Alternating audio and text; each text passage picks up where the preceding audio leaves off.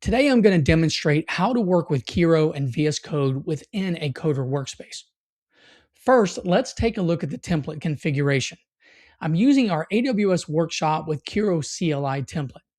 After selecting the source code tab, I can view the main.tf file and see that I've added the Kiro CLI, VS Code Web, and VS Code Desktop modules from the Coder registry.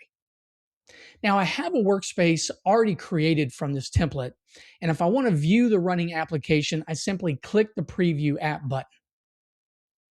Now, before we get into the Kiro CLI integration, I need to mention that the Kiro CLI does not support headless authentication, so there must be a human in the loop.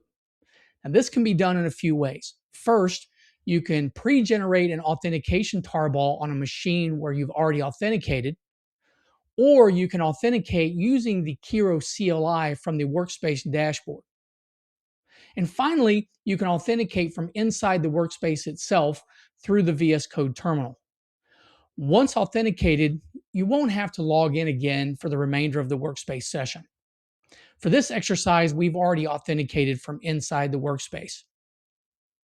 From the Workspace dashboard, I'll open my local VS Code desktop to begin working on the code base with Kiro. Inside my VS Code desktop instance, I have a new terminal opened up with a command line access inside the workspace. From here, I simply type Kiro CLI to start the terminal UI.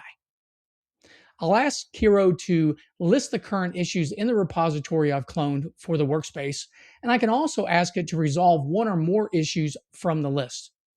This is all happening from inside the workspace. No local installation necessary, and I still have control over the code base.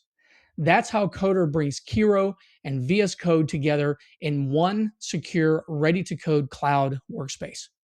Stay tuned, and thanks for watching.